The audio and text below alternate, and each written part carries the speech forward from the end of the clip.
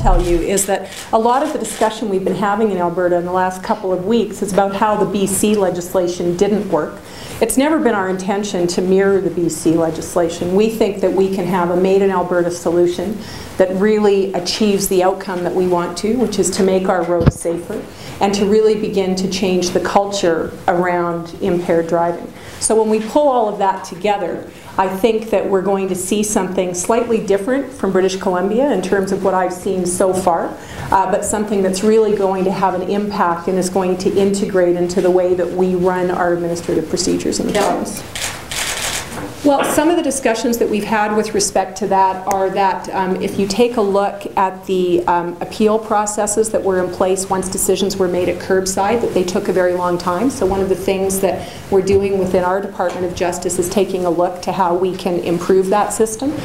There's also a piece that's around the culture where we're not just talking about 0.05 to 0.08, which will be in our legislation, but it's also about impairment.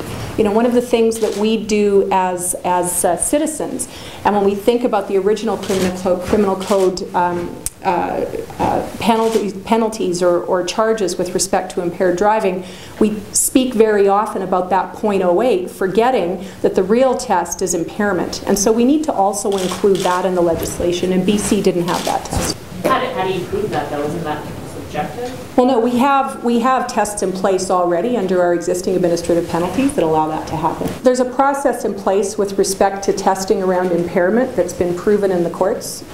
You can talk to the police about it as well. But there is a test for impairment, and when we look at that test, one of the things that we want to see is whether or not people are driving vehicles while they're impaired, and that becomes part of the legislation. Now, under our legislation, we're going to deal with 0.05 to 0.08, but I'm saying that under our existing provincial legislation, there are also penalties, administrative penalties attached currently to people who are determined to have been impaired without a breathalyzer.